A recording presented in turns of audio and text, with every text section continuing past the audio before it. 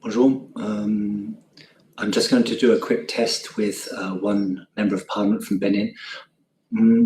Bonjour, Monsieur Bako Arifari du Bénin. Donc, on fait juste un test technique rapide. En principe, vous devrez pouvoir parler et allumer votre vidéo maintenant. Est-ce que vous pouvez, voilà, on vous voit. Et est-ce que vous pouvez prendre la parole pour ton test de connexion? Allô, bonjour. Alors, c'est parfait.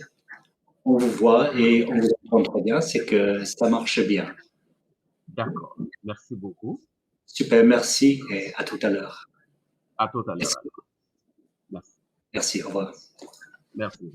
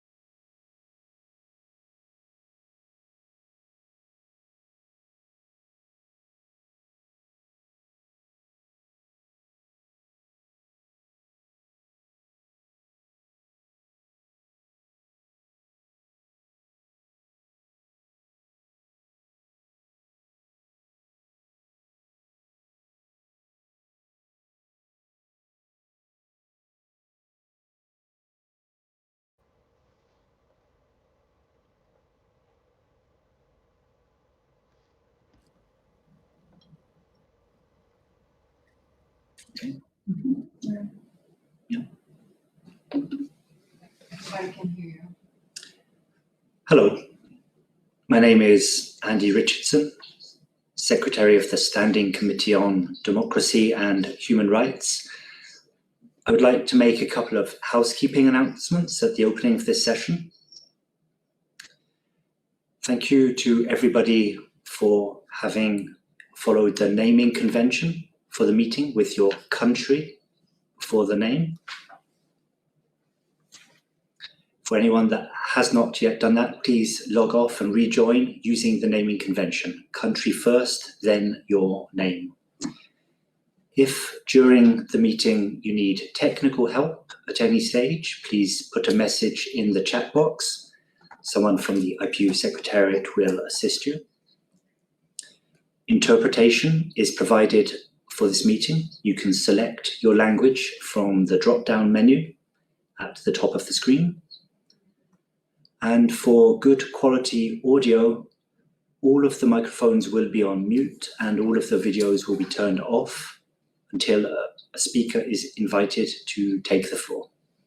Please note that this meeting is being recorded for internal purposes. The IPU will share the recording only with the report writers and will not make the recording public. Thank you very much. I now give the floor to the chair, who will open the meeting. Good day, everyone. Bonjour. I am Arde Gerkens, Vice President of the IPU Standing Committee on Democracy and Human Rights, as you might know. I will chair today's session because the committee's president, Mr. Desai of India, has unfortunately been taken ill, and we send him all of our best wishes and hope he will recover speedily. So this is the first time our committee meets online. Of course, we are all waiting impatiently for the time that we will be able to meet in person again, but nevertheless, it is a pleasure to see all of you here online after so long. But I do ask for your patience and understanding as we all try to make the best of this virtual meeting format, and sometimes it just takes a little time to connect, so please be patient. Our committee will hold two sessions in the context of the 142nd IPU Assembly. Today, we hold a debate on the main theme of the Assembly, overcoming the pandemic today and building a better tomorrow. On 18 May, we will hold a preparatory debate on the next resolution, legislation worldwide to combat online sexual child exploitation. Before we proceed with today's discussion, we need to formally adopt the agenda of the committee.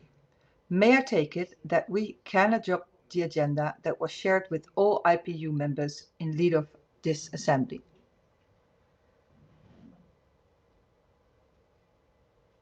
Any objections?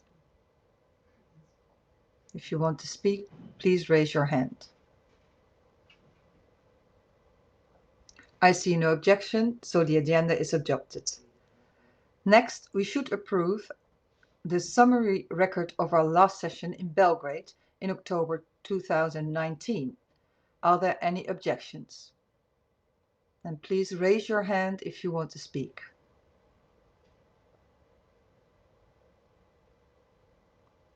No one wants to take the floor? Then the summary record is adopted. I thank you. Now, let me tell you how we will proceed today. Democracies everywhere already faced serious challenge before COVID-19 pandemic. Those challenges have, without no doubt, multiplied significantly in the recent months.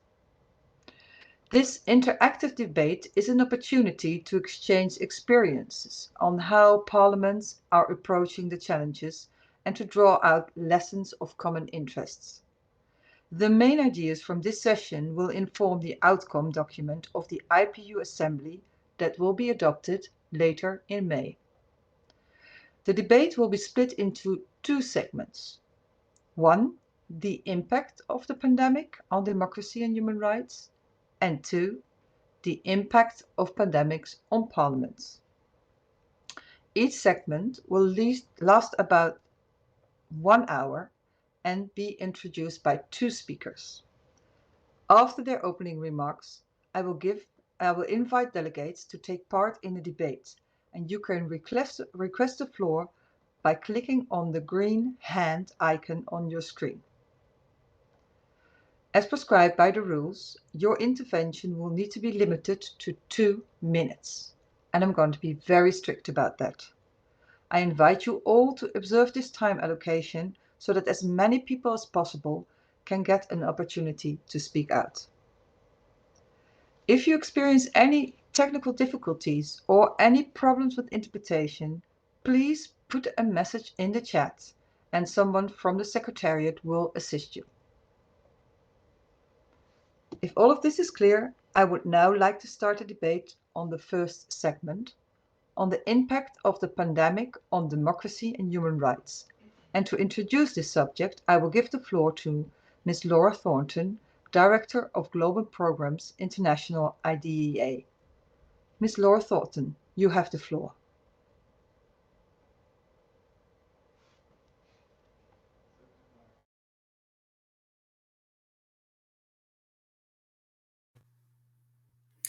Thank you very much. I hope everyone can hear me, and I do have some slides presented. First, I just want to thank the IPU Secretariat for including International IDEA in this important event. And I will have the opportunity, as my slides become available, to share some of the data that we have been collecting through our COVID-19 monitor on the impacts of measures on democracy and human rights. Next slide, please. So I won't go into too much detail, but our COVID-19 monitor is tracking 162 countries, and we update them every 2 weeks. And the idea is to look at whether measures taken to combat COVID-19 present a concern or potential concern from a democracy and human rights perspective. Next slide, please. So naturally, the COVID-19 pandemic has required governments to limit certain liberties. And in many cases, this is justified. In lots of countries, 59%, they've had to declare a state of emergency to do so. Although by mid-December last year, half of these have been lifted. Next slide, please. Now, the state of emergencies have been more common in democracies, and this is primarily due to the fact that democracies are bound by certain constitutional provisions and liberal frameworks that protect civil liberties, and thus authoritarian regimes tend to be less bound by these, and so states of emergency have been more common in democracies. Next slide, please. Now, the criteria that we're using to sort of measure the impacts on democracy and human rights are looking at the measures that have been taken to combat COVID-19 and analyze whether they've been taken democratically, are they proportional, are they needed, are they temporal, meaning that they have finite time frame, and are they legal? Do they go through the legislative process? Next slide, please. Unfortunately, in 62% of the countries around the world, we have identified concerning developments. Next slide, please. These primarily have been taking place in authoritarian and hybrid regimes, but it's important to note that we've also seen in more than 2 out of 5 democracies that there are concerns with steps that have been transgression of democracy standards. Next slide, please. Now, mostly these have concerned personal integrity and security, freedom of expression, and media integrity. Next slide, please. So with freedom of expression, at least 73 countries in the world have taken action to restrict freedom of expression. And what we mean by this is we're looking at efforts by the government against citizens, opposition parties, civil society. They've been detained or fined for expressing information primarily under the guise of combating disinformation about the virus. In fact, we've seen parliaments take action. 36 countries have passed laws against disinformation related to COVID-19. There have been internet blackouts, prohibition on who can publish what. And on the flip side, we've seen governments conceal or tamper with COVID data. Next slide, please. In addition, and similarly, media integrity. 56% of countries have seen some restrictions. And this has been very specific, targeted media outlets, either fined or journalists or even arrested journalists, prosecution of news owners. And again, this is more common in authoritarian regimes. The regions that we saw the most violations of both freedom of expression and media integrity is the Asia Pacific region. Next slide, please. And as I mentioned, personal integrity and security. When the military is used as law enforcers, excessive police force, criminalization that's not proportional, and use of contact tracing apps for political purposes. So we've seen this in all types of governance, but it's again most common in authoritarian regimes, although 21% of democracies, we've seen this as well. Next slide, please. And over half of the countries have used or arbitrary arrests. 32 countries have called in the military to manage the pandemic. Next slide, please. Naturally, elections were very much affected by the COVID-19 pandemic. Almost half of all electoral exercises scheduled for 2020 were postponed due to the pandemic. It's important to note that many of the ones that are postponed have since been held on schedule. And we saw the most postponements in democracies, not surprising as there are more electoral exercises in democracies. Africa is the region where we saw the most postponement without a new date, so indefinite postponement of election. Next slide, please. And unfortunately, I'm running out of time, but last but not least, women have been disproportionately affected by the pandemic. Our COVID-19 monitor saw that in 57 countries, there's been an increase in violence against women. Final slide. So the pandemic has put democracy under even more stress than it was. It's accelerated backsliding that had pre-existed the pandemic. I didn't get a chance to discuss, but I hope we can share some of the innovations and good news. So we've seen innovations in elections, special voting arrangements, and digitalization to bring political actors closer to the constituents and increased demands for democracy. But the verdict is still out, and we will continue to monitor this closely. And the final slide, you can see where you can access all this data on your own through our global monitor. Thank you very much. Thank you very much, Ms. Laura Thornton. That was a very interesting presentation. I recognize some of the findings in my own parliament. Next speaker, I'm very happy to announce is Mr. Bako Arifari. He is member of the National Assembly of Benin. Mr. Bako Arifari, you have the floor.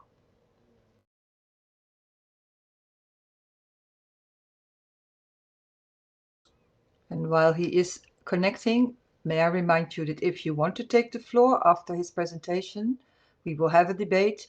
You can do so by raising your hand so we can see that you want to speak.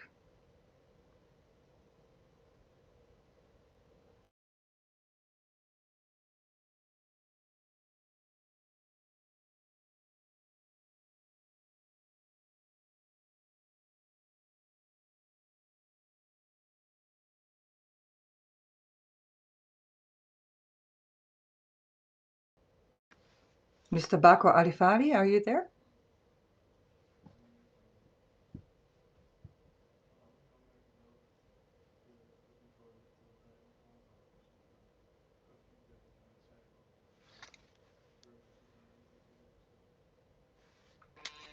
We know we always have to be a little bit patient. So let me take the time to remind you of some other activities going on from the IPU, one of them being very important, which is the revision of the Ipu Strategy. As you might know, that every 5 years we review our strategy as IPU to make sure it stays relevant and fit for purposes, and that it reflects its needs for membership. And I would really ask for you to take 5 minutes to answer 5 questions to help to shape the IPU strategy. And this is done on a survey, and I will later on ask the Secretariat to share that survey with you. It's also in French. So, of course, the 2 languages.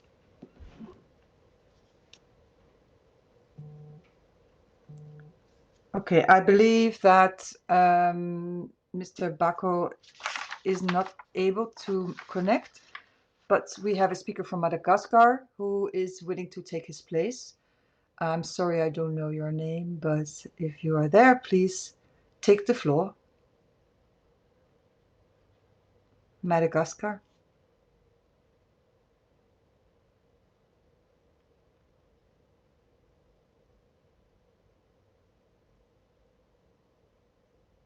Are you there?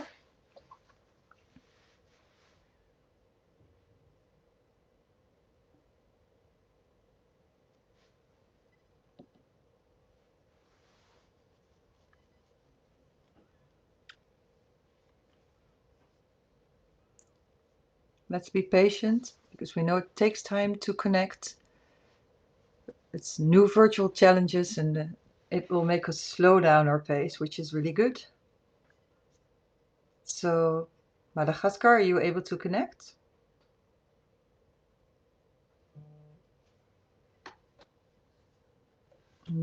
Your name is Yamila Nasfai Bahrain. Jamila, are you there?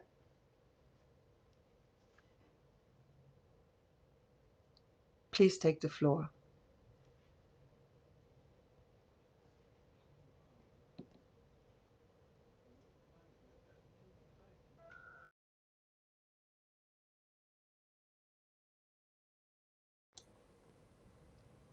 Yes. Oh, great.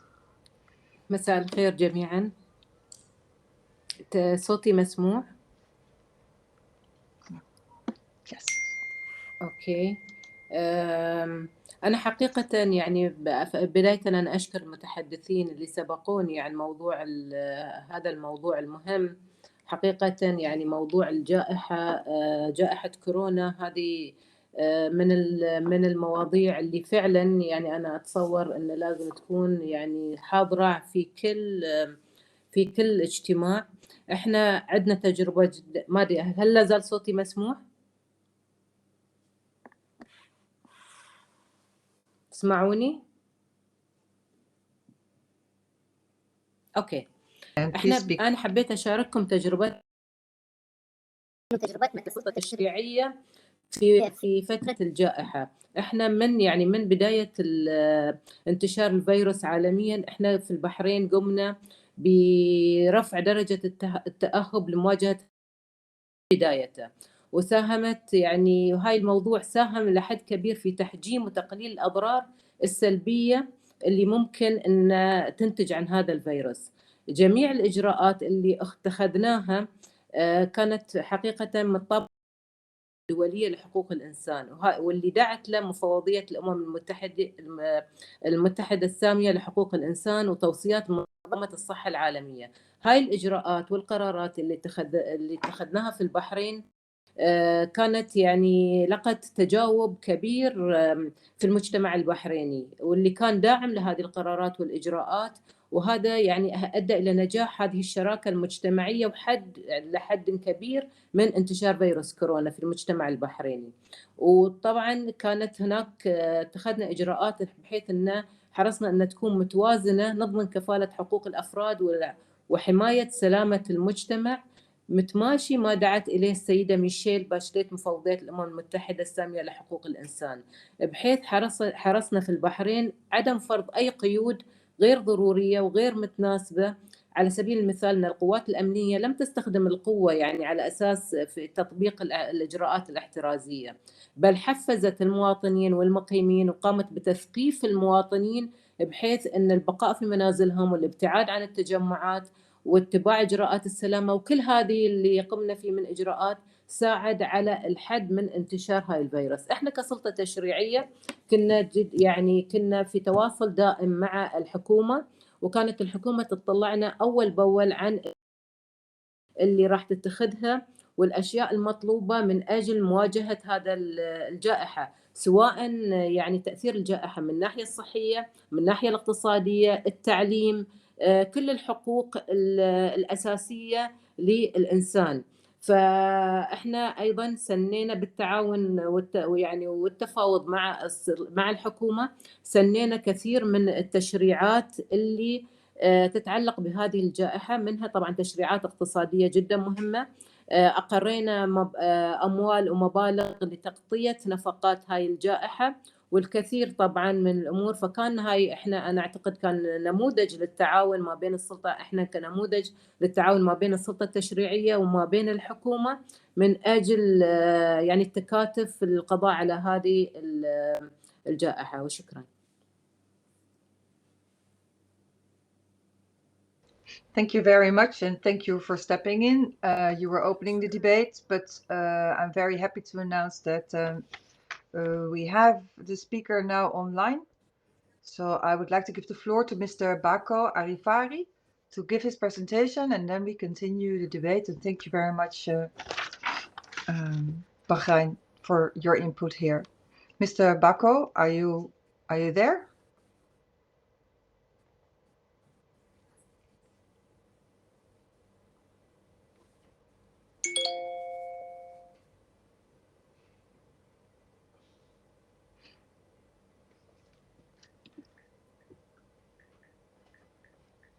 Mr. Bako from Benin, are you there? Are you able to connect?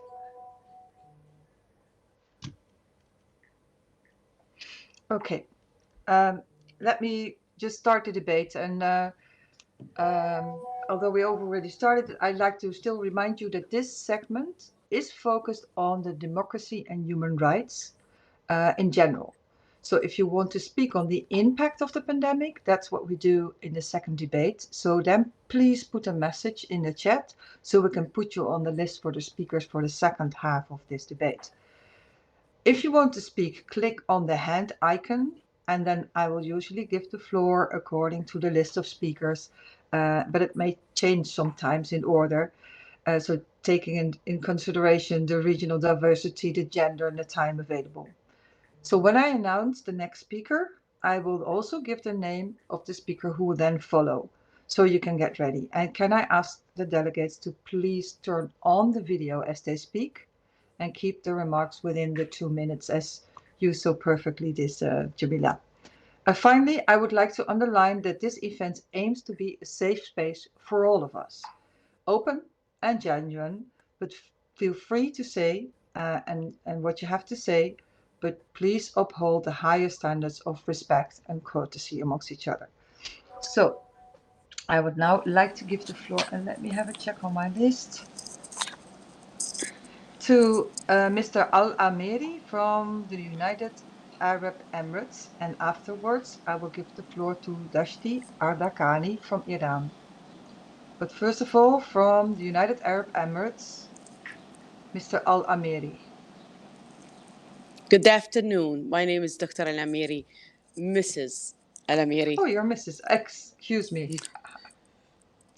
Hi. Mrs. I am. It's okay. Well, actually, I miss if you want to call me. That's Miss then.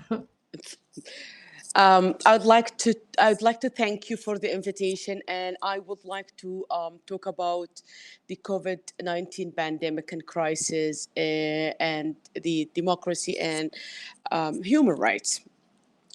As we know, I'm a physician, I'm a cancer surgeon, and I would like to elaborate on the right of healthcare for everybody out and access healthcare. As you know, the right to healthcare is more urgent than before during the pandemic. To compete and overcome the COVID-19, we need, as political leaders and parliamentarians, to take the extra mile and work harder to be able to provide affordable healthcare access and affordable vaccination. We know that the latest WHO statistics, we found out that not all countries have affordable access to vaccination, and only 83% of the countries that have received vaccination of COVID are developed countries. And the low-income countries were only 0.2%. This of human rights access to healthcare system. We would like also to raise the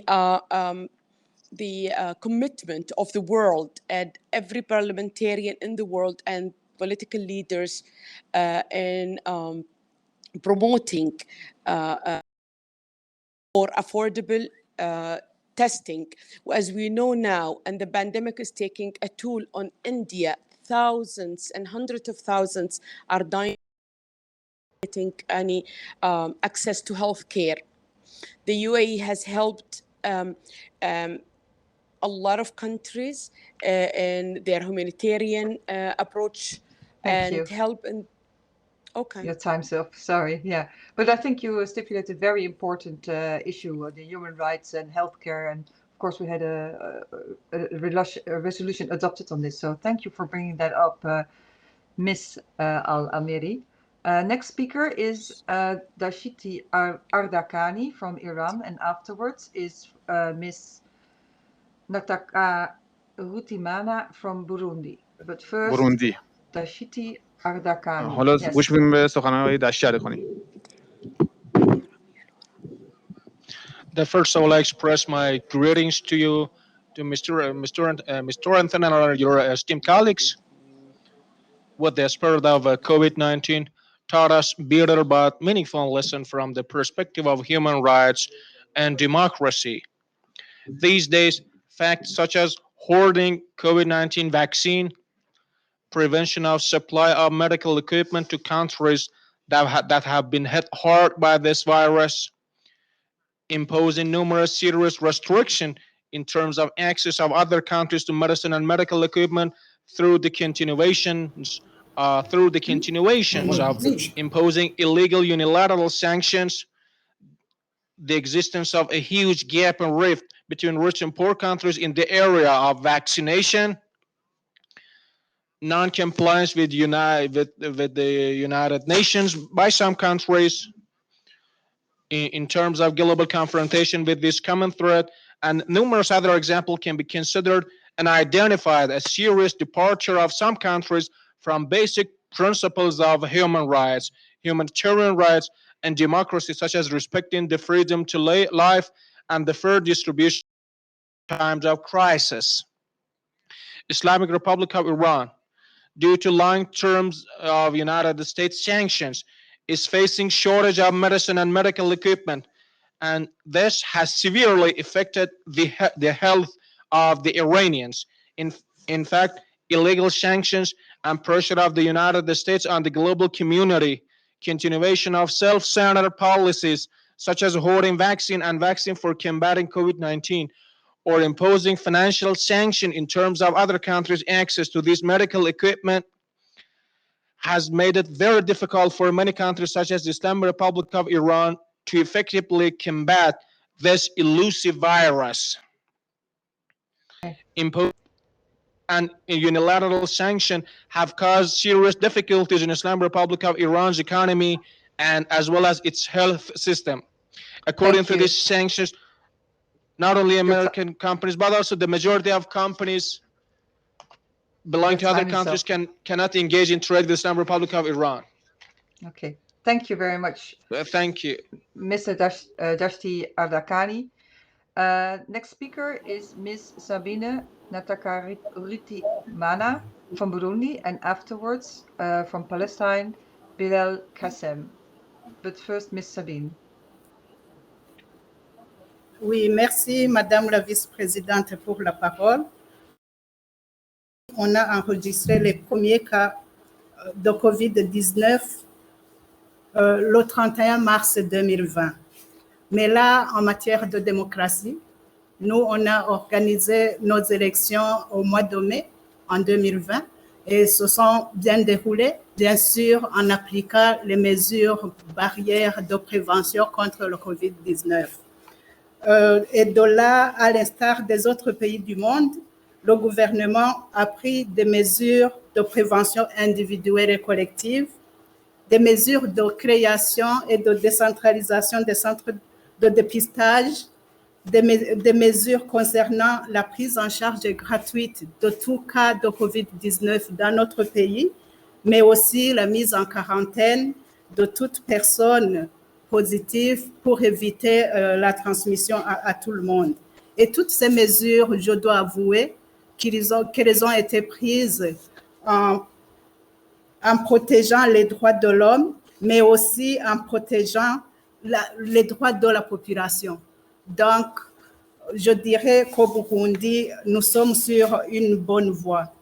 À côté de ces mesures qui ont été prises au début, le 13 avril 2021, le gouvernement s'est doté d'un nouveau plan national de réponse à la COVID-19, élaboré sur base des résultats de revue de son premier plan organisé en mars 2021.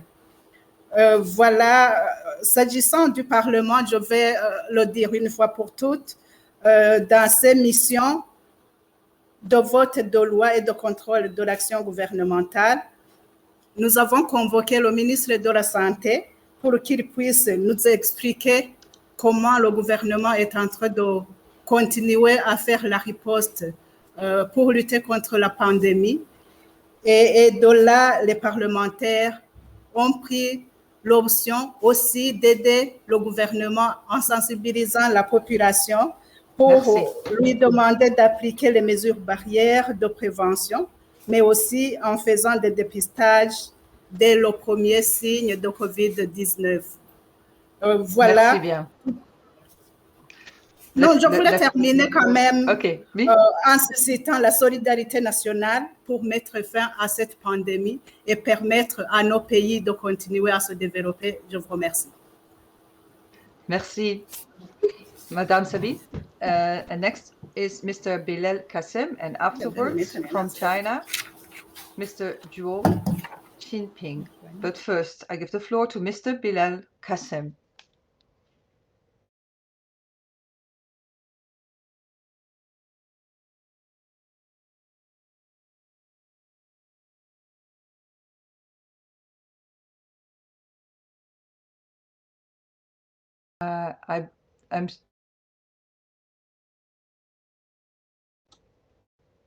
I think we have a connection problem here. Let's see if we can. Yes, Mr. Bilal, I cannot hear you.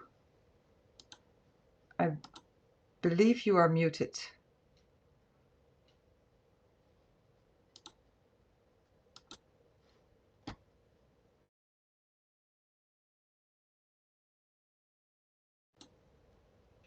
I can still not hear you.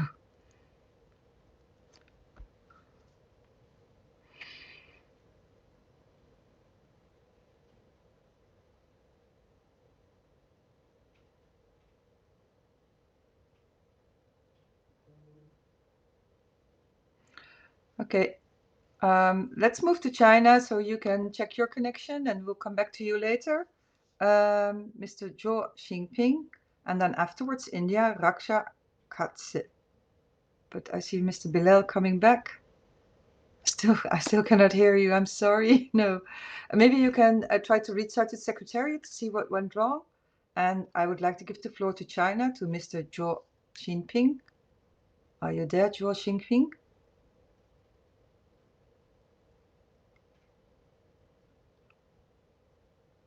Mr. Zhuo Jinping, are you there? And afterwards, I'd like to give the floor to India, to Raksha Katse.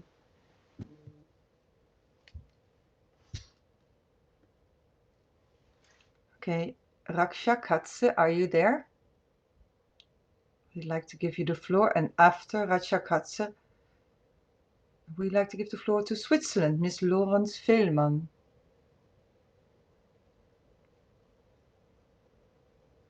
And again, we need to be patient sometimes to make sure that connections are properly done.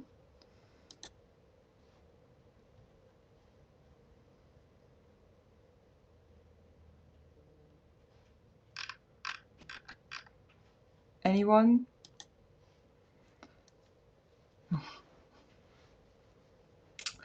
Mr. Zhuo Jinping.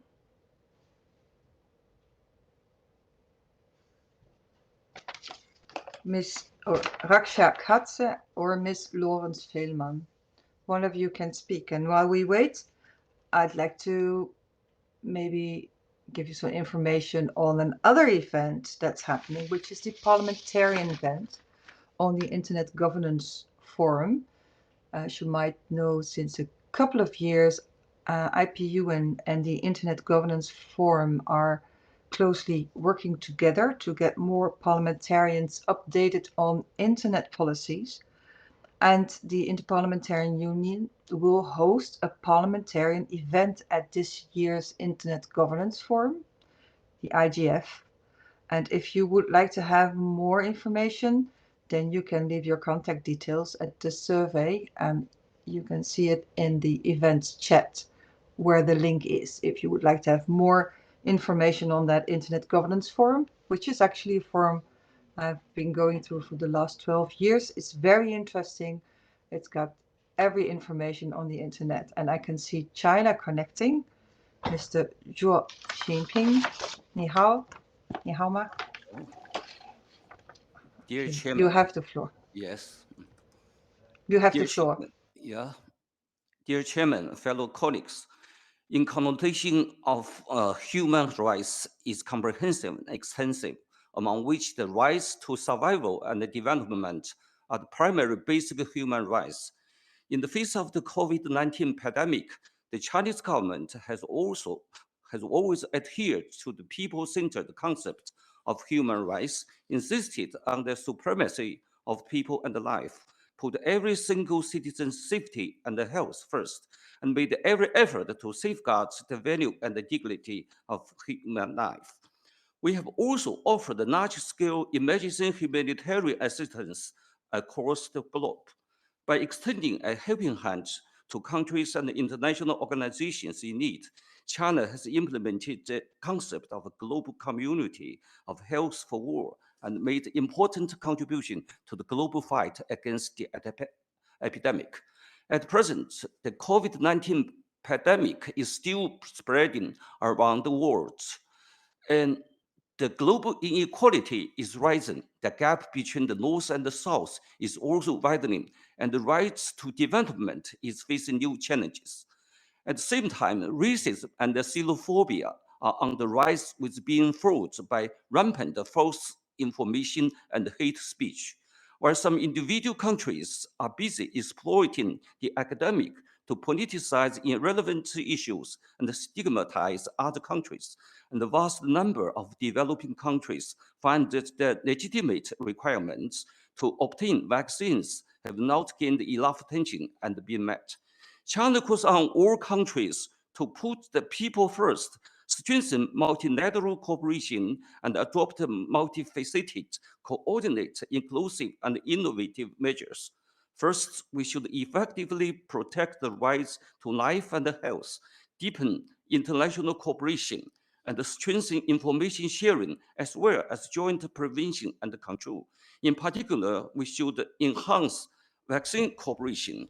Second, we should promote sustainable development, step up efforts to reduce poverty, and fully guaranteeing human rights so that people of all countries can share development opportunities. Thank you very much. Against the COVID-19 pandemic, we showed cooperation and strive to build a community of a shared future for mankind. Thanks. Thank you very much. Yes, Jenny. Okay, I believe India is not there yet, so I'd like to give the floor to Ms. Laurence Filman. And then afterwards, it's the floor from Mr. Mohsen Basora from Yemen. But first the floor to Ms. Laurence Filman, and then afterwards to Yemen. Hello, Switzerland. I can see you now. Yes, you have the floor. Ok, merci Madame la Présidente, merci de me donner l'occasion de prendre la parole. Donc je suis Laurence Fellman-Riel et membre de la délégation suisse et également membre du comité exécutif. Je vous remercie aussi pour le papier de position que nous avons reçu et qui donne vraiment une bonne idée des principaux enjeux auxquels nous serons confrontés pendant la période post-pandémique. Je pense que cette pandémie, effectivement, comme il est dit, a vraiment mis en évidence les inégalités sociales au sein des pays, mais également entre les différents pays, et a aussi mis en évidence le rôle important que l'État peut jouer Et l'État en tant que régulateur, en tant que redistributeur, mais aussi dans la transparence et avec un contrôle démocratique. Ainsi, dans le cadre du Parlement suisse, comme dans d'autres pays, nous avons œuvré pour que la Confédération, le gouvernement suisse puisse distribuer des aides aux personnes et aux entreprises qui ont dû cesser leurs activités. Et ça, c'est vraiment le rôle important que l'État peut jouer. Mais la pandémie aussi a montré le rôle important de certaines professions dites systémiques, notamment tout le personnel soignant, mais pas seulement les médecins ou les infirmières, mais également les aides-soignants, les gens qui travaillent dans les magasins, qui livrent des services, ainsi que les personnes qui s'occupent de la voirie. Tous ces métiers qui sont souvent mal rémunérés, mais dont on a vu qu'ils étaient absolument indispensables. Mais le revers de la médaille, en effet, et là, un rapport d'Amnesty International le montre, c'est que certains États à tendance dictatoriale ont utilisé la pandémie aussi pour museler leur population. Et c'est là que l'UIP peut jouer un rôle extrêmement important. Et dans ce sens-là, la Commission des droits des parlementaires joue un rôle vraiment très important pour rappeler aux États que la démocratie est un bien précieux qu'il faut soigner et qu'il importe aussi de lutter pour les droits des parlementaires, et ça se reflètera aussi dans l'ensemble de la population. Et je salue aussi l'idée qui est émise dans ce papier sur l'idée d'un nouveau contrat social. Merci. Un contrat social Oui. qui doit être aussi au sein Madame Feynman, I'm sorry, but your time's up. Ok, merci quand même de m'avoir donné la parole. I know 2 minutes is a short time, but we have lots of speakers and I want to give everybody the opportunity. So next, Mr. Yemen, merci bien. From Yemen, Mr. Mohsen Basora, and afterwards from Turkey, Dr. Rafsa Kavachi Khan. So Rafsa, if you want to be ready, please. The floor is yours, Mr. Mohsen. شكرا نائبة الرئيس، شكرا للزملاء. حقيقة قد تكلمنا قبل أمس يوم الاثنين عن الجائحة كوفيد-19 في اليمن، ولكن أريد أؤكد على ملاحظات اليوم أن حقيقة الجائحة كورونا أثرت على الديمقراطيات، وأيضا حصل فيها من الأخطاء من بعض الدول على مستوى الديمقراطيات المتطورة أو الناشئة، حيث أنها استغلت هذه الجائحة لتقييد الحريات وتقييد الحقوق وتقييد كثير من المناشط السياسية لكثير من القوى السياسية في هذه البلدان على مستوى المتقدمة أو المتأخرة. في كثير من البلدان حقيقة اليوم نسمع أو نقرأ أن كثير من البلدان تمنع كثير من مناشط كثير من الأحزاب السياسية على مستوى العالم بحجة أعداد الكورونا الوفيات كثيرة. فهذه حقيقة أثرت، وينبغي على البرلمان الدولي والبرلمانات في العالم كلها أن تعمل على إيجاد مساحة واسعة للديمقراطيات والحريات والحقوق، لأن هذه حقيقة تؤثر على الديمقراطيات، ولا ينبغي أن تستغل الكوفيد وانتشار فيروس كورونا لتقليل الحريات والتضييق على الحريات والحقوق للفعاليات السياسية وللمكونات السياسية على مستوى العالم المتطور أو الديمقراطيات الناشئة. لأن احنا وجدنا اليوم في كثير من البلدان من يعمل يعني حظر أو يعمل يقافل الفعاليات السياسية لكثير من الأحزاب ويسمح لهم بالمرئي حتى يستطيع أن يراقب هذه الفعاليات السياسية في هذه البلدة وتلك. فينبغي على دورنا نحن كبرلمانيين الذين نسعى ونحن حماة الديمقراطية على مستوى العالم أن يكون لنا دور كبير في هذه القضية، لأن كثير حقيقة الأرقام اليوم يتلاعب بها كثير من الأرقام اليوم يتلاعب بها في الوفيات وفي الإصابات حتى يقللوا الحريات. فنحن اليوم ونحن مجتمعين في هذه الجلسات اللجان الدائمة ينبغي أن يكون لنا دور واضح، لأن نحن حماة الشرع، نحن حماة الدساتير في العالم كافة، وينبغي أن يكون لنا دور.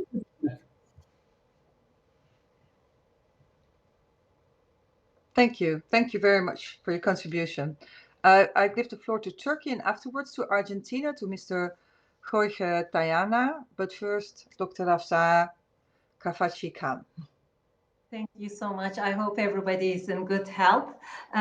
Of course, human rights is important when there is life, and democracy is important when there is life. So our first priority while we're fighting the pandemic is to make sure people stay alive and that it doesn't spread. This process made us realize how interdependent and interconnected we are. So globally, unless everybody is well, we cannot all be well. So we're aware of that. During this time, we realized the importance of multilateralism. We realized the importance of cooperation. So, of course, it's important once the people are alive and they're able to go through the pandemic. One of the challenges we have is economy. How do we make the economy work? Because to stay alive, again, people need to make money, people need to be able to provide food, and to stay healthy, they need to do that. So this is one of the challenges. Of course, vaccination is one issue. There's many other issues, but of course, from another perspective, another challenge we're dealing with is increasing violence against women, and increasing racism and increasing oppression in some countries. So what can we do as the global community? First, we can share our resources. The countries that have the wealth and the resources should be able to share with each other. It could be vaccination or it could be economic support. And just like my previous colleague mentioned, during this time, we shouldn't be having any embargoes or any kind of prevention of medical needs going from one place to the other. So I think as global community, if we come together, we'll be able to survive this. Again, I hope everyone to be in good health. Have a great day. Thank you very much for your contribution. Hafsa, good to see you again. And from Argentina, Mr. Jorge Tayana, you're already there afterwards. It's Mr. Nasuri Bako Arifari from Benin who has arrived. But first the floor to Mr. Jorge.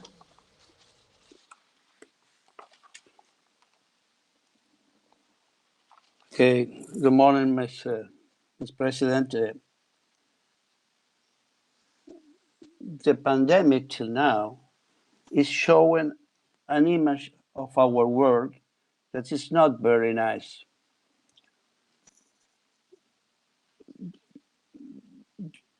The growing inequality between countries is evident at the moment of guarantee the medical instrument and the vaccination of their own people.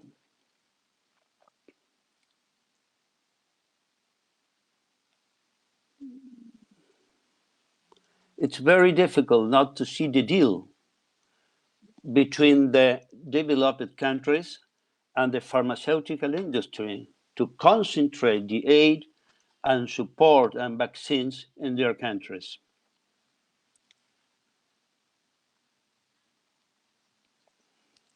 It is evident the failure of the multilateral system to achieve a free or affordable access to vaccines, leaving a number of developing countries practically without assistance. The cooperation, it's very important. We in our country are very grateful for China and Russia answer to our situation, sending us vaccine in the proper time. As parliamentarians, we need to make a call to try to obtain a better answer from the international community to free or affordable access to the vaccines.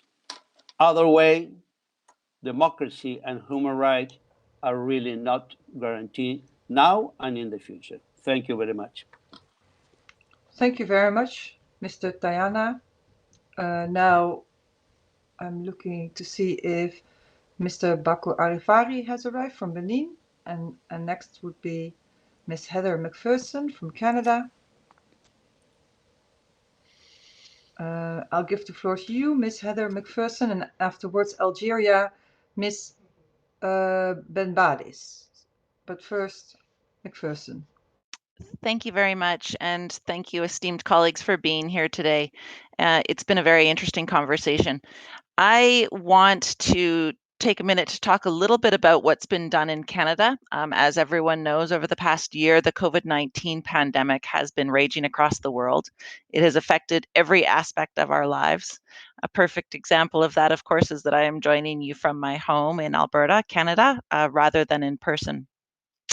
And although the virus does not discriminate, the pandemic has exacerbated existing inequalities. And these inequalities have laid bare the social fault lines and placed the most vulnerable at risk in Canada and around the world. Essential and frontline workers have been deeply impacted. And today, we need to remember those workers who have lost their lives on Canada's National Day of Mourning for workers who lost their lives because of their work or occupation. In Canada, our parliamentary committees have been studying the impact of the pandemic on specific populations. For instance, the Standing Committee on Indigenous and Northern Affairs found that Indigenous people are more vulnerable to the effects of the pandemic than other Canadians, in part due to long-standing health and socioeconomic inequalities. We have also seen that the Indigenous women, children, and gender diverse people have reported an increase in human rights violations since the beginning of the pandemic. Similarly, our Standing Committee on the Status of Women presented a report highlighting the risks of the pandemic for women's health and well-being, work and economic security, and physical safety and security. Among other recommendations, the committee has urged our government to implement measures to protect the rights of women and girls. Okay, thank you. We also need to undertake thank you very much, and I look forward to hearing from other Okay, now I am delegates. on. Yes, thank you very much. And I can see that Mr. Baku Arifari has arrived, I believe. And as he had some trouble connecting, I would suggest to move to him now. Mr. Baku Arifari, how are you? Okay. Ça va très bien. Comment allez-vous également? J'ai eu beaucoup de Oui, difficultés à me connecter. je comprends. Oui, mais Ouais. vous êtes là. Je suis heureux. Alors, Merci. parlez, s'il vous plaît. Merci. Je sais que vous m'avez dit que j'avais 3-4 minutes d'intervention en principe. Merci beaucoup. Alors, je voudrais donc, au cours de mon intervention, aborder 3 ou 4 points. J'espère que vous m'entendez très bien. Outre la morosité économique, disons, induite par la COVID-19, on peut noter que, disons, avec cette morosité, plusieurs secteurs d'activité ont été fragilisés par les mesures de confinement, les fermetures de frontières, la limitation de la libre circulation des biens et des personnes.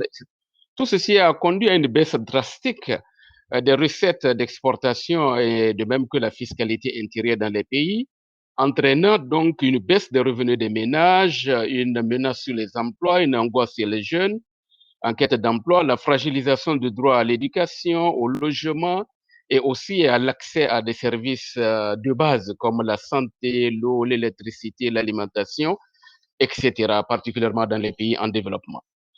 Les mesures exceptionnelles donc induites par la gestion de la pandémie, je dirais, ont porté atteinte aussi à la jouissance de certains droits fondamentaux de l'homme comme la liberté de culte, la liberté de circulation et de manifestation pacifique, le droit à l'éducation et même l'atteinte, je dirais, des objectifs des ODD en matière d'éradication de la pauvreté à l'horizon 2030 peuvent être considérés comme aujourd'hui une sorte d'arlésienne parce que un an de pandémie en plus, nous pensons que les indicateurs que nous avons pour plusieurs pays vont virer au rouge et c'est peut-être une décennie presque de pertes en termes donc de produits intérieurs bruts.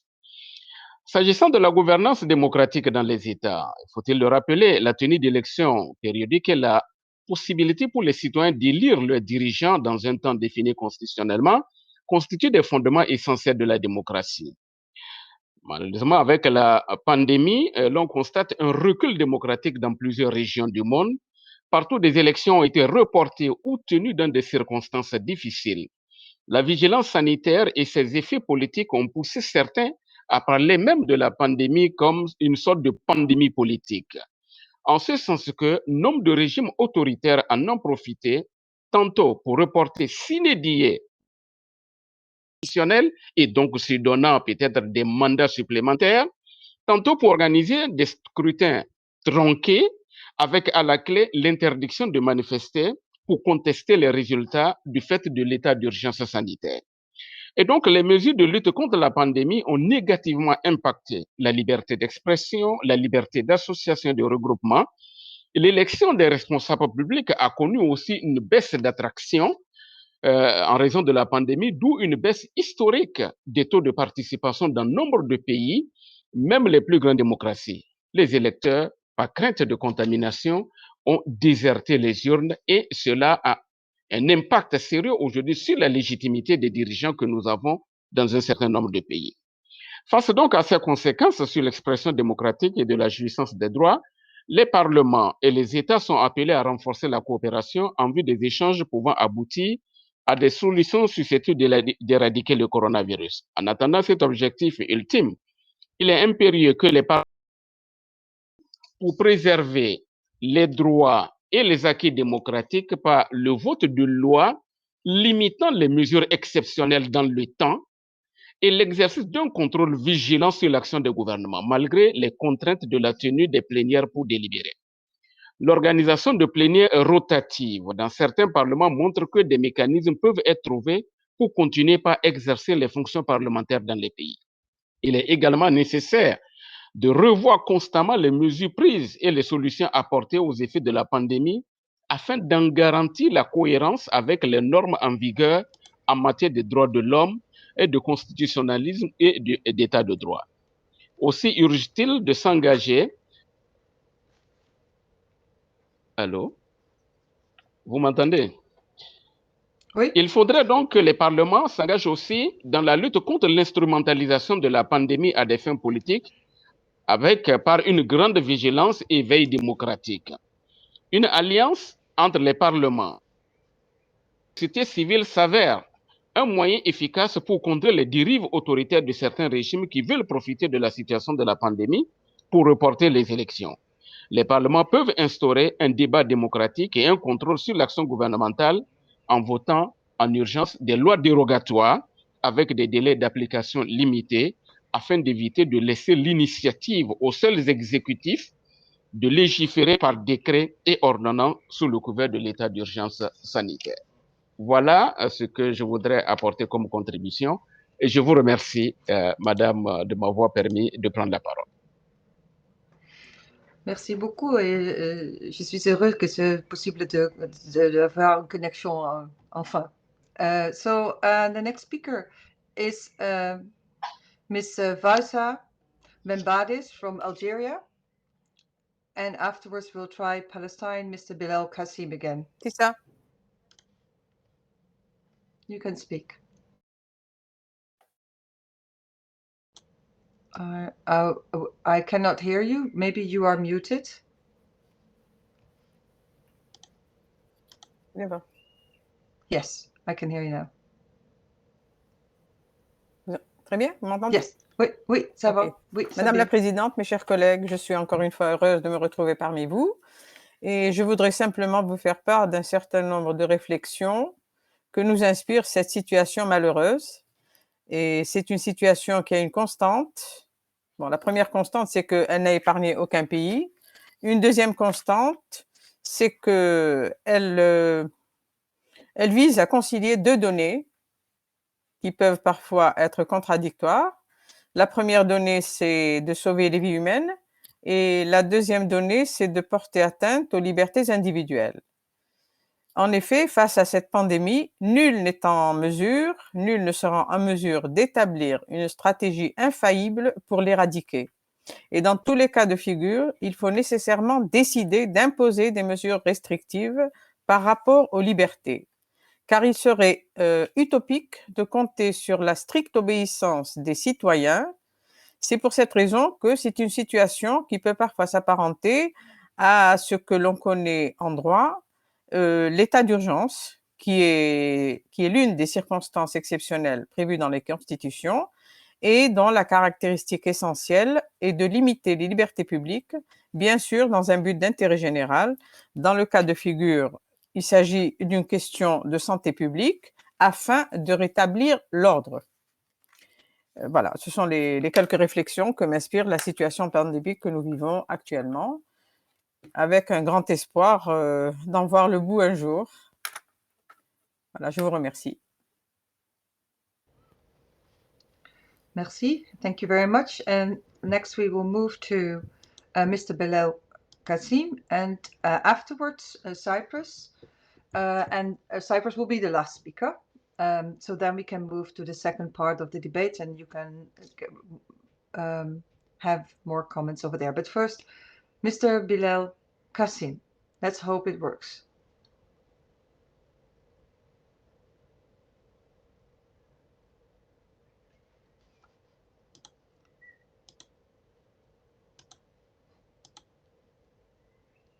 I still cannot hear you. I'm sorry.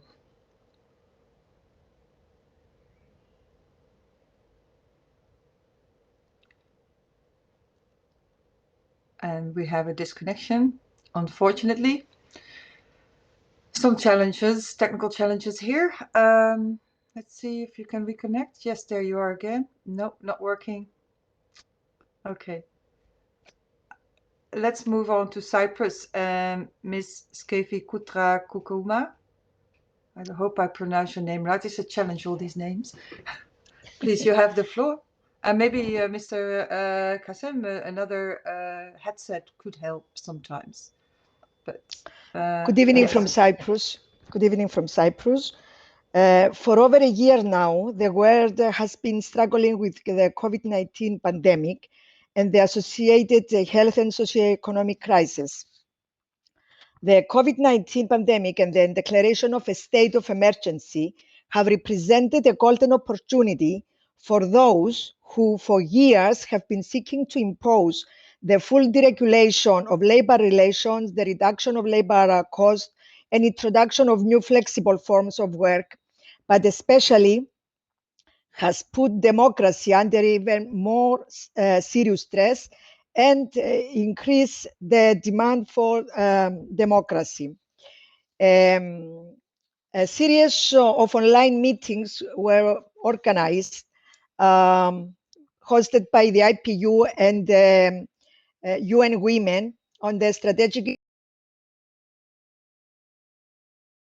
parliamentary dialogue on gender responsive recovery post-COVID-19.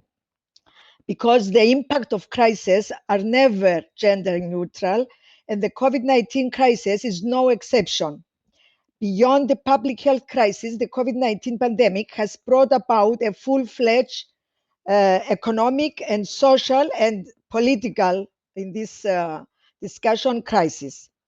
The series of online meetings had the title, the first one, Prioritizing Women's Economic Empowerment, Putting an End to Violence Against Women and Girls, Driving Gender Responsive Action in Parliaments. And through this discussion, we prepared, and I'm sure it will be presented during the 142 meeting. In my opinion, we need to have, because while the fight against COVID-19 is still ongoing, the social dialogue remains highly pertinent as it provides an opportunity to safeguard social, labor, and political rights. The recovery must be human-centered and must aim to protect all these citizens' rights, as I said before. Thank you very much. Thank you. Thank you very much, and thank all of the speakers. And if you allow me, I have a short recap of the things I heard, and I heard you all say that it is, and emphasize again that it is a right to have access to healthcare. It's a universal right, and we have spoken about this in our committee before. And this means that vaccines should be available equally to all of the world. And this is not happening at the moment. We can see there's a gap between North and South, and this is very worrisome. We also see that abuse of human rights are happening. Many of you speakers pointed that out. and that the gender inequality is rising under the pandemic. We also see that democracies are under pressure, and that the pandemic is being abused to suppress people. But to end with a happy note, we've also seen good examples from countries who did have elections, who managed to get by through those elections, being creative in making sure that all precautions are taken, but elections are happening, so that's a good thing. So after summing this up, I would like to go to the next debate, which is a debate on, let me take my notes back so I can also see the speakers. The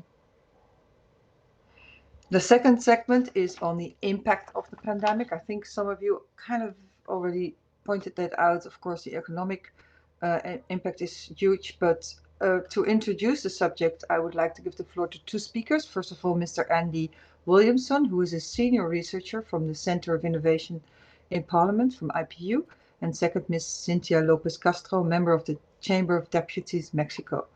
And I can see Mr. Andy Williamson there. Again, if you want to speak, you can already raise your hand at the green button, so we know that you want to speak. You will be put on the list. Okay, Mr. Andy Williamson, please, you have the floor. Thank you, Madam Chair. Good afternoon, good morning or good evening to everybody. It's very nice to be here. I'm going to open this second session by giving you a very brief few-minute overview of some of the findings of the research that the Centre for Innovation in Parliament within the IPU has been doing around the impact of the COVID-19 pandemic on parliaments. This is based on research for the upcoming World e-Parliament report that will launch at the World e-Parliament conference in June this year. So if anyone is interested in the conference and the report, please do get in touch. Next slide, please. I think the staggering statistic of the last year or so for me is the number of parliaments that are now running some kind of virtual process, whether it's plenary or committee.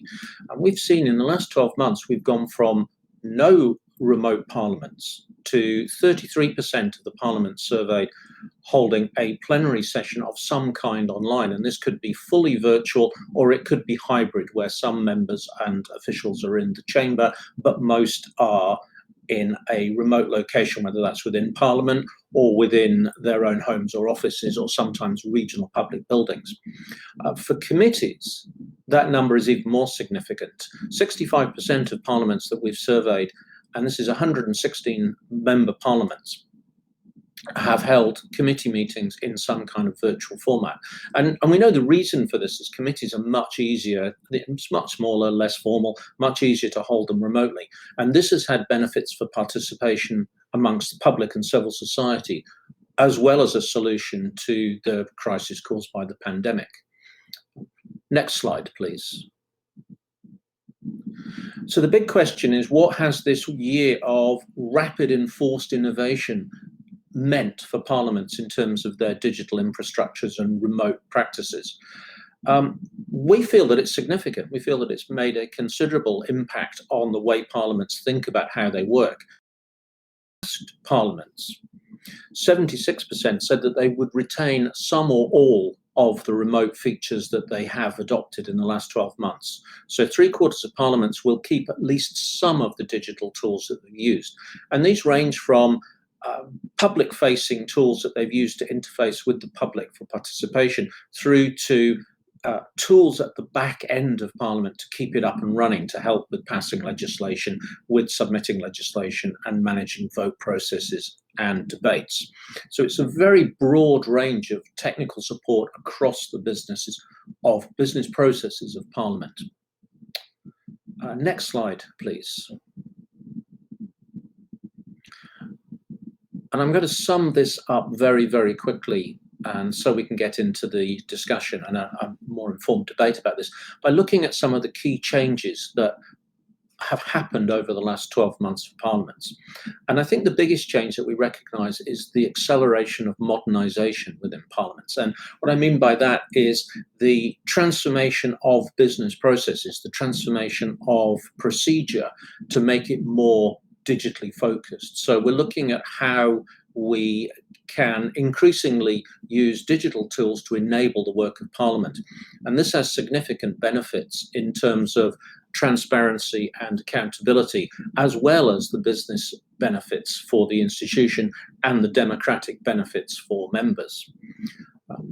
We know that a lot of parliaments have had issues of trust around using remote technology and remote working. This has been both staff and members who've reported this, and parliamentary institutions around the world have worked very significantly and put significant resources into supporting and understanding the needs of members and staff to work remotely in these new settings, and looked at how they can best support them. I think one of the big things that we've seen come out of the last year is how the technology teams in Parliament have begun to work much more closely with members in particular to understand their needs and experiences and support them better. We've seen parliaments become much more flexible and agile. And by agile, I mean, instead of having long, detailed planning processes where we come up with an idea, a specification, we tender it, we develop it, and some period in the future, we deploy it. This is very much about just fixing it and making it work. So coming up with a minimum viable product, if you like, that works on day one but is limited, and then gets built on and enhanced and fixed and modified as you go along, and the user experience is taken into account. So it's a much more flexible way of working that's allowed parliaments to drive the pace of change through the system without having to think about big procurements and big development projects. There's some really interesting benefits that parliaments have realised as well. The one that we never expected to hear was a reduction in printing costs.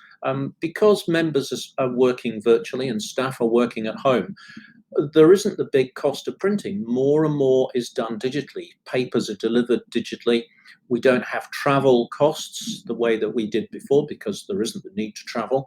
And we've also seen the opportunity in the modernisation effectively by default. When we modernise and improve the technology, we're also improving the efficiency of Parliament.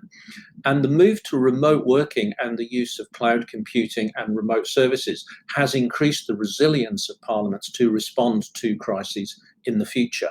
So those are the key points that we found in our research. There's obviously a lot more data and a lot more detail that we could go into, and we will do that when we launch the report in June. But for now, I will leave you with that and hand you back to the chair. Thank you very much for the opportunity to speak. Thank you so much for your presentation. That was very interesting. I'd like to give the floor next to Ms. Cynthia Lopez Castro, who is a member of the Chamber of Deputies of Mexico. Please have the floor. Thank you. Thank you so much. It's my great pleasure to convene with you on this virtual gathering of the Standing Committee on Democracy and Human Rights to share my personal experience as a member of the Mexican Chamber of Deputies during this global pandemic. So, well, when the pandemic was declared in March of 2020, the Mexican Congress was in session for another, I remember it was for another month and a half up until the end of April. So, however, the initial response was to suspend the session until further. So nobody knew how long it will take for us to go back to normal, but most of us believe it will be a matter of weeks. So I remember the last session, was March 12th, and we were like, okay, we will be back in 1 month, and no, it was 1 year. So nobody knew how long it will take for us to go back to the normal, and the last normal session, it was this that I'm telling you, and we still don't know where the next completely in-person session will be, because now we are in a hybrid model. So the truth is that the Mexican Congress was not prepared to accommodate remote work. The way internal regulations were phrased, it was clear that participation in parliamentary debates and voting had to deliver in person. So initially, the committees were allowed to continue working via a video conference, but without taking votes. So it was so complicated to have the committee, but no voting. So which was postponed until the eventual normalization to things. So there were a couple of issues that I would like to share with you today that could not be postponed. However, due to their crucial importance for the Mexican economy, such as the approval of the secondary legislation required as a part of the USMCA negotiations. So we have to reconvene in a couple of extraordinary sessions. So trying to stick to social distancing protocols as much as possible to debate and improve of these laws. So the parliament was sluggish to adapt, but eventually we approved new internal regulations that limited the number of people allowed in the chamber at the same time and allowed those parliamentarians that required it to follow the session online and even participate in parliamentary debates via Zoom and vote through special devices is how we continue to operate to that day. So now I have here for example, today we are in session in the Mexican Congress, and we have this device I want to share with you. Yeah, it's a number phone. So now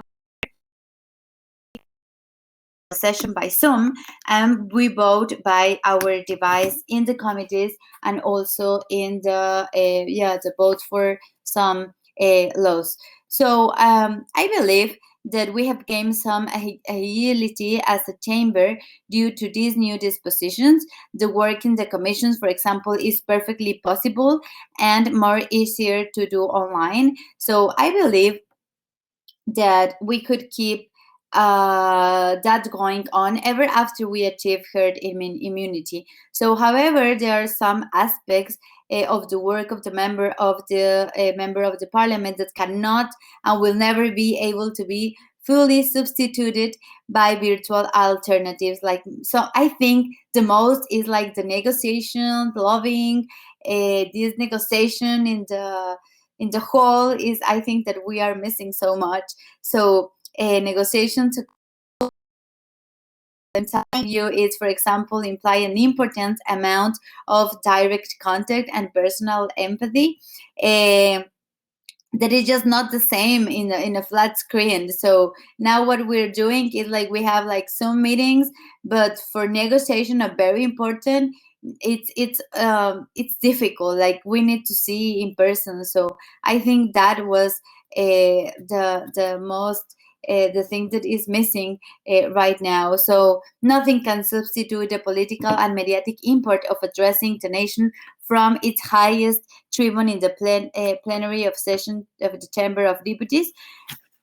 Even the best speeches does not have the same impact where they are delivered via a teleconference. So now we have this hybrid mode, so you can go and go and talk in the tribune, or you can do it by Zoom.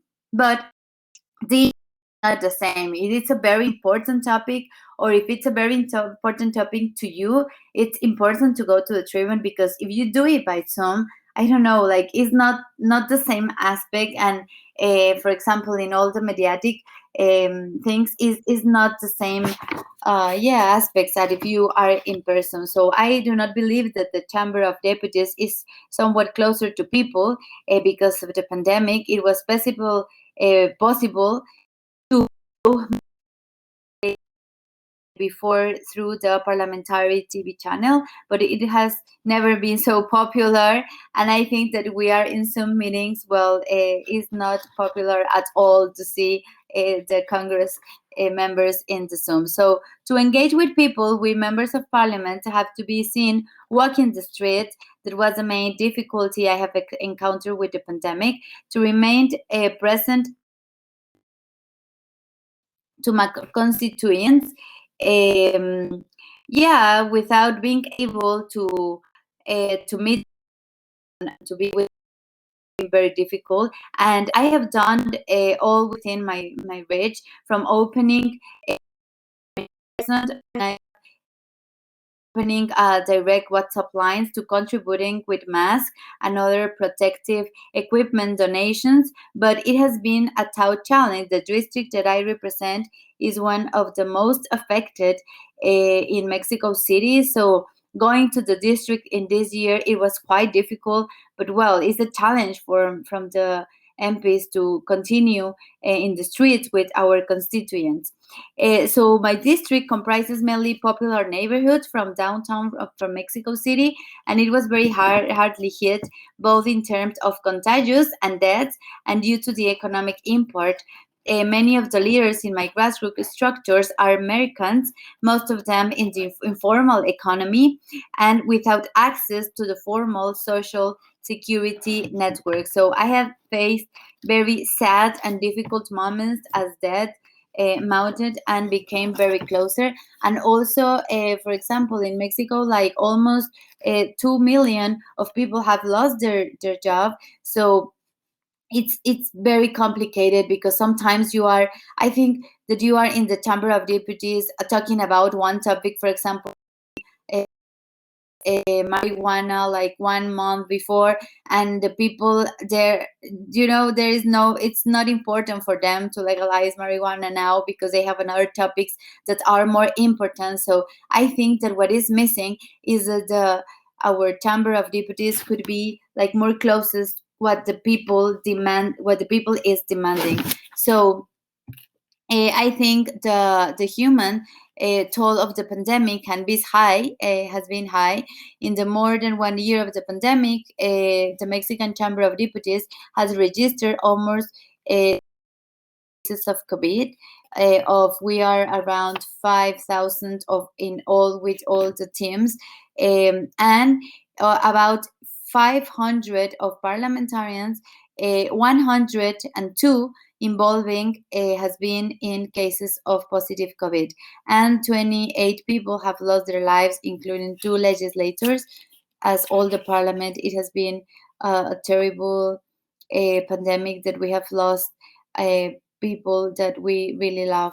So I would like to close this intervention to pay tribute for them and all parliamentarians and workers of parliamentarians around the world who have lost their lives to this disease. We'll pay tribute here now from this forum. And well, as a conclusion, I will say that this pandemic has given to us some positive things, like, for example, I think the balance between maybe personal and professional life, especially I think for women, it has been very useful to these online sessions, because now you can have like your personal and your professional life like more equilibrated, because you have more time. I think it's very demanding to be like in Zoom in the sessions, but maybe you can do more things that in the past were impossible. For me, something simple like to eat in my house. I think like before the pandemic, I have never eat in my house, and now I could organize a little bit. I think it has consequences, like, for example, negative consequences for the young, or not for the young, is from the newer members of the parliament. I think they have affected because they lost the opportunity maybe to do in a different way, because we practically, our term is from 3 years, and we lost like a complete 1 year. So we only have like 2 years about working. So for the newer MPs, it was like difficult to get in touch because they didn't know that dynamic. And also I think that it's important that after this pandemic we do working some committees online, and to have an agenda very clear that we can address in legislature. So thank you so much. Thank you. Thank you so much. Thank you very much for your reflections on the work of parliamentarians, the impact the pandemic has. And already a few speakers have given a signal that they want to speak. If you want to do so, if you want to take part of this debate, please let us know. Raise your hand with the green button so we can put you on the list. And first of all, already waiting from Bahrain is Mr. Abdullah Al-Tawadi, and afterwards Raksha Katse from India, and then from Zimbabwe, Mr. Robson Mafanyengwa. So, but first, Mr. Abdullah Al-Tawadi, please have the floor. And you have 2 minutes to speak.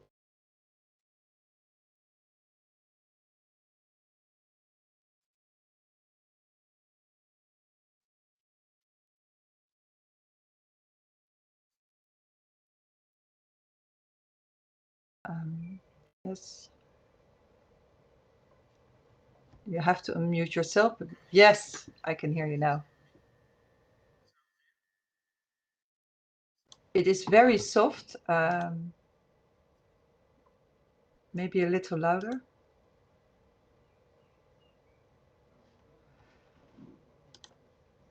The best thing would be to use a headset. I don't know if you have one, and then maybe.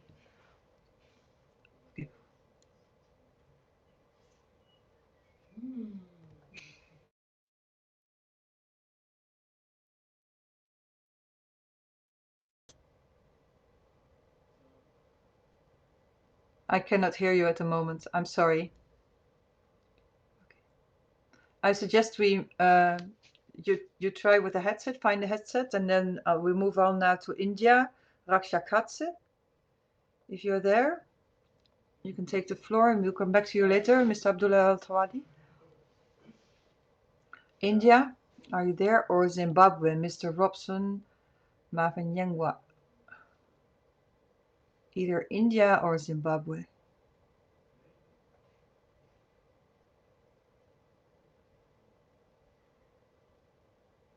And otherwise, yes.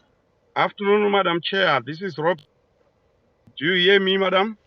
Yes, I can hear you loud and clear. Good to see you, Robson. Please speak. You have 2 minutes. Thank you. Thank you, Madam Chair, for giving me this opportunity to add Zimbabwe's voice on this debate. Good afternoon, colleagues. It's now 24 hours here in Zimbabwe. It's a very good afternoon. The pandemic, the unprecedented and multiple crises brought about by the COVID-19 pandemic have had a negative impact on all sectors of the society, exacerbating existing inequalities and undermining the enjoyment of people's human rights. The pandemic impacted negatively on health, poverty, and livelihoods, education, the informal sector, the elderly, children, emergency measures, civic space, women, girls, and people with disabilities. Madam Chair, women were laden with extra unpaid care work burden due to inaccessibility of healthcare facilities. Those informally employed were left stranded. Although the government rolled out resources for them, they were inadequate. In the education sector, more than 5,000 girl children fell pregnant because of extra time on their hands as they were not going to school. Protective equipment availed was not adequate for everyone, especially those in the rural areas. Although Parliament was part of an essential service, it could not properly execute its mandate due to lockdown measures. Zimbabwe, from the onset of pandemic, Parliament was identified as an essential service that should continue with its key roles of legislating laws needed to address the crisis of and underpin governance in the emergence, ensuring representation and oversight of government, confirming the actions of government are both addressing emergent needs and that government is treating citizens fairly and justly in circumstances. Okay. Ah, thank you. You is have my to wrap time up? Your time is up. Yes. It's already. I'm sorry. Yes. Ah, okay. Can I give 1 or 2 points only? 1 point. As a way forward. Just one. I mean, way forward. Just 2 points. Yeah. Just 1 Okay. point. Yeah, that's the way forward. We want to scale up the discharge of oversight function, especially on funds that are channeled towards COVID-19 and any emergency response. Ensure that the girl children who fell pregnant during the pandemic are not denied the right to go back to school. I had more, but since the time is up, thank you very much, Madam Chair, for this opportunity you gave me. Thank you. Well, thank you very much, and I think you had an interesting contribution, and I'm happy to see that Mr. Mohsen Basora from Yemen is there. Afterwards, Iran, Mr. Dashti Ardakani, and we're trying to reconnect to Mr. Abdullah Al-Tawari with a good connection. But first, you have the floor. Mr. Dashti, I believe. Yes? You can speak. 2 minutes. شكرا لك نيابة الرئيس، شكرا للزملاء. حقيقة لي ملاحظة أساسية، وحقيقة اليوم موضوع الجلسات الافتراضية هي جلسات حديثة وجديدة على البرلمانات، والكوفيد 19 عطل كثير من البرلمانات وكثير من اللجان العاملة، وبل عطل الأدوات الدستورية للبرلمانات، عطلها باعتبارها اللجان الدائمة. نحن اليوم بحاجة إلى تعديلات في دساتيرنا وفي لوائحنا الداخلية نستطيع أن نمارس عملنا بكامل صلاحياتنا في ظل هذه الجانحة. في ظل هذا الجانب نحن اليوم بحاجة إلى تعديلات لم نكون دساتير على الأقل بعض الدول اللائحة الخاصة واللائحة العامة بالمجالس النيابية بالمجالس التشريعية، حتى يستطيعوا أن يصوتوا، يقروا ميزانيات، يقروا مشاريع قوانين، يقروا ميزانيات عامة، يقروا خطط عامة. اليوم نحن حقيقة مقيدين، لأن دساتيرنا ولوائحنا الداخلية للمجالس النيابية والسلطات التشريعية لا تسمح لنا بالتصويت عبر المرئي أو عبر الجانب الافتراضي. فنحن اليوم كنا نرى هذا في غزة وفي فلسطين في الضفة الغربية، يعملوا لقاءات بافتراضية بين غرفتين، لكن اليوم نحن نتعامل مع هذا ولا ندري الجانحة إلى متى ستظل. نحن اليوم بحاجة حقيقة إلى أننا لابد بإيجاد صيغة. صحيح أن هذه الجانحة خففت علينا الكلفات المالية للجلسات، خففت علينا كثير من القضايا المالية على البرلمانات، لكن تظل هذه بحاجة إلى يعني تشريعات، وحتى يكون لها يعني أعمالها صحيحة ومبنية على الدساتير ومبنية على اللوائح الخاصة بالمجالس التشريعية والنيابية. شكرا لكم.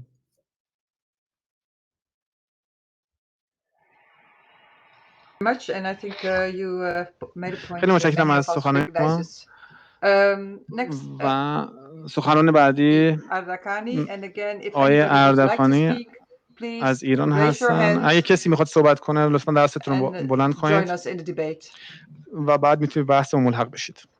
Mr. Dashti Ardakani. I would like to thank you, Madam Chair, and our colleagues across the board.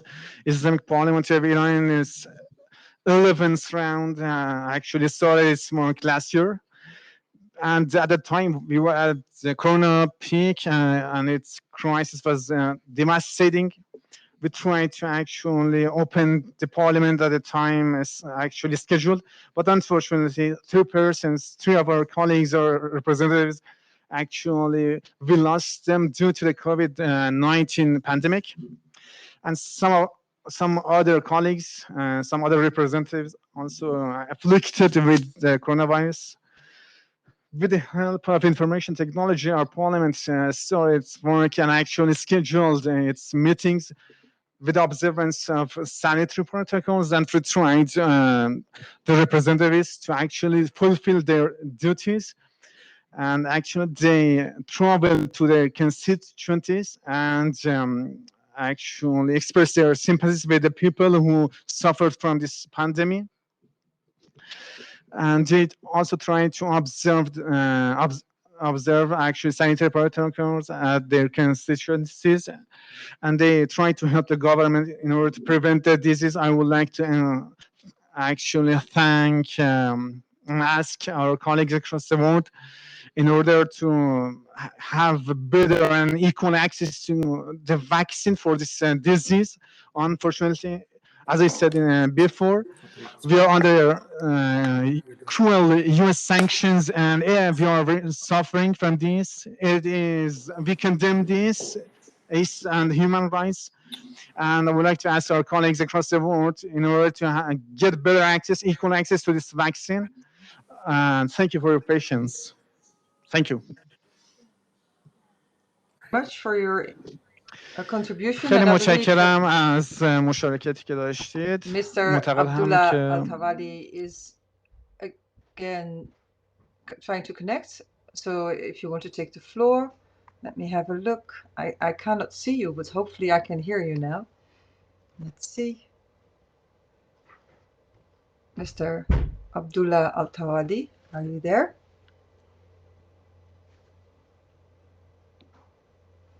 We can wait a second. Anybody else wants to speak, please take the floor, because at this point we still have enough space on the list, and I think your contributions are very interesting. You give a very good insight on what's going on in your country and the challenges that you face as a parliamentarian. We've lost Mr. Abdullah Al-Tawali again. I can say I recognize some things as a parliamentarian myself. I think it's very difficult that we do not have the possibility to talk to each other, which is something you need to get a majority sometimes to talk about your motions and the things you want to change. So, not to be able to meet in person is challenging, and that's Zooming or virtual. We can see the difficulties that it brings us. So, Mr. Abdullah Al-Tawali, are you there? I think I can hear you.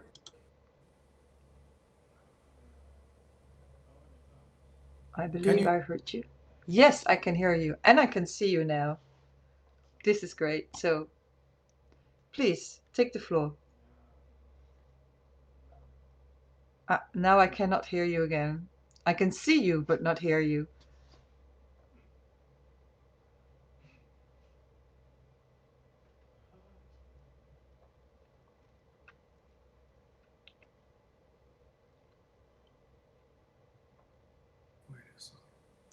Yes, let's try to reconnect. I can hear you now, I think. Can you speak? You can hear me now, but you Yes. cannot see me. Can you see me It as doesn't. well? No, I can hear you, but that's the most important thing. So Okay, then I'll go ahead with it. Sorry for Yes, that. please. Maybe the technology No. as well. It's what My it name is. is Abdullah Dawadi from Bahrain, Parliament from Bahrain.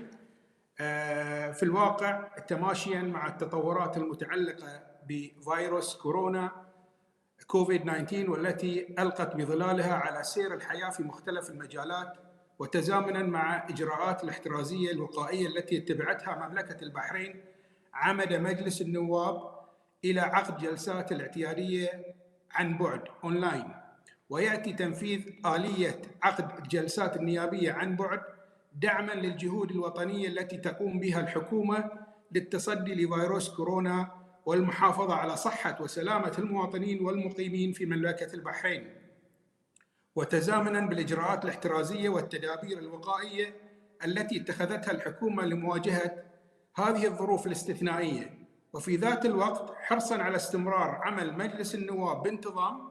وقد أسهمنا نحن كبرلمانيين بالتواصل المستمر مع المواطنين عن طريق وسائل التواصل الاجتماعي المختلفة واستطلاع آرائهم ومقترحاتهم أيضاً، حيث أسهمت الاستجابة السريعة والمسبقة والتحرك الوقائي من جانب الحكومة للتصدي للوباء وتطويق تداعياته وآثاره على مختلف المستويات، وتوفير العلاج واللقاح للمواطنين والمقيمين على حد سواء مجاناً، في تعزيز الثقة بالحكومة والبرلمان وبقدرتها على مواجهة الأزمات دون انتقاص من حقوق المواطنين. شكرا جزيلا. Thank you very much. And I'm looking and seeing that nobody at this point wants to take the floor. So if no other speaker will be there, let me just take some points from what I've heard so far. like said, I do recognize the situation. You cannot connect to other fellow parliamentarians. And I see Canada is back at the moment, so I believe Canada would like to take the floor. Mr.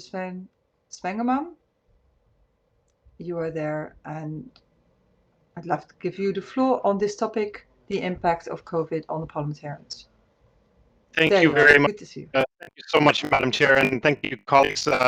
Big thank you to Senator Gerkens for chairing this opportunity, but also to the entire IPU team for hard work that's going on behind the scenes, including interpretation and logistics. We're all very grateful, and we commend you and thank you for your work. I wanted to just pick up on a few points I think that were already raised with a very brief intervention and give my reflection on what the added parliamentarians entails. In addition to vaccine equity, I think vaccine equity is both a domestic and, as colleagues have raised, but two additional things I think are important. The first of which is the role of science in our practice as parliamentarians, and especially tackling key issues like the pandemic and to Glasgow in November, COP26, we're still fighting the pandemic. It's absolutely critical we center our political dialogue around the most credible and reliable and globally shared science, and that we push back on sources. That's the second component of my remark, that we push back on sources of deliberate misinformation. There are channels that we know well that are trying to deliberately that runs counter to scientific observations with a view of dividing us and ultimately doing us harm in the context of public health. So when we bring this together in terms of science and credible information, I think that's where much place in parliamentary debate around the pandemic. And we need to make sure that those colleagues in other parliaments that don't necessarily have access to the science, that we share it globally. And empower those countries that don't generate their own scientific research to tap into sources that are and known to be reliable. And I think that's the way forward on the pandemic, most certainly, most urgently, but equally on the conversation on climate change as we go forward to the SDGs 2030 and also the net zero agenda 2050. Madam Chair, that's it for this intervention. Thank you very much, you team and colleagues. It's great to see you this afternoon. Merci beaucoup. Thank you very much, and thank you also for being so timely in 2 minutes. And Argentina wants to speak. Miss Sylvia Sapach, you are there. You can have the floor. Argentina. Let's see if you're able to connect. In the meantime, I'd like to... ¿Me escuchan? Oh, there you are. Yes, bonjour, hello. Muchísimas gracias por darme esta oportunidad de dirigirme a ustedes. La pandemia ha hecho que los parlamentos puedan seguir funcionando a través de las tecnologías de comunicación por medio de las distintas plataformas. Pero hay una situación de aislamiento de los parlamentarios que tendremos que sumar toda nuestra inteligencia para poder superar. Debemos aunar esfuerzos para poder pensar, seguir nutriéndonos de nuestros, para seguir siendo su voz en los parlamentos. Esta es mi gran preocupación. Muchas gracias por su atención. Thank you very much. And from Thailand, Mr. Anusat Suwamongol. Are you there? Yes. You have the floor. 2 minutes, please.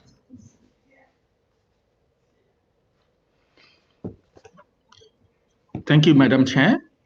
Can you hear me? Yes, I can hear you. Yes. Yes, okay. In a fragile context of current COVID-19 crisis, Thailand firmly believes that Parliament can be a beacon of hope to renew control and oversight mechanism through parliamentary scrutiny in holding their governments accountable and help to improve transparency and accountability of the public emergency measures that have put far-reaching effect on many aspects of our health and economic and social lives once the public health emergency has passed.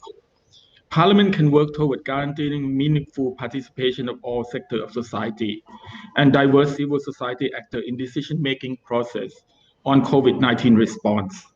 Parliament must protect key values of democracy and human rights, by guaranteeing freedom of expression, including freedom of press, so that information can be disseminated without suppression.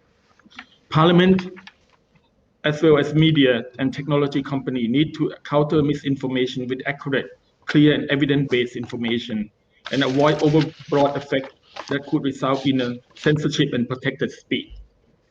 Lastly, Parliament must ensure that emergency powers are not used as a basis to quash dissent, silent human rights defender, or journalists, or any other step taken that are not strictly necessary to address the healthcare situation. Thank you, Madam Chair. Thank you very much for your input. And at this point, we have no further speakers. So let me just pick it up for where I have left. So some very interesting remarks were made. Again, the work of the parliamentarians amongst each other, but also to reach out to our voters, our citizens. I thought it was very interesting to hear that social media contact plays an important role. But as also the last speaker mentioned, the flow of information and the role there of social media gives a challenge for us as parliamentarians to our work. It's interesting to see the online voting is something that is working in every country. And I also recognize the problems that we have with laws. Our laws are not made on the new technology, but it gives us a challenge, but also opportunities. And of course, the budgets, which will be a problem now, but also in future with all the economic loss we have had. I'm sad to hear that we have lost colleagues due to COVID, due to the coronavirus, and it's good to memorize them here all together. Yes, so let's do that. So if there are no further speakers, I would like to wrap up and thank you for taking part of this meeting. Before that, I'd like to again point out the other activities of the IPU, which I meant before. But first, I hope you have learned from each other. And I hope that we will, out of this meeting, you will come out and feel energized and feel that the hard work we must do in responding to the current crisis gave you some fresh ideas today and also maybe some bold solutions that we need to take. As a reminder, the main ideas from this session will inform the outcome document of the whole assembly that will be adopted by the IPU assembly later in May. And from a personal note, I hope that the gender inequality will be part of that. The speaker of Zimbabwe had some shocking news on young girls' pregnancies because they couldn't go to school. So we can see how inequality in the work works. This pandemic influences that, and also the human rights. A summary record of the whole debate will be published after the assembly. And we, as a standing committee on democracy and human rights, we will meet again on 18th of May to debate the theme of the next resolution, of which I'm a rapporteur together with Kenya and Thailand, on the legislation worldwide to combat online child sexual exploitation. I think it's a very important topic. I look forward to seeing you then, and I'd like to thank you very much for taking your time wherever you are in the morning, evening, or maybe sometimes late night. Thank you, and stay safe, stay healthy.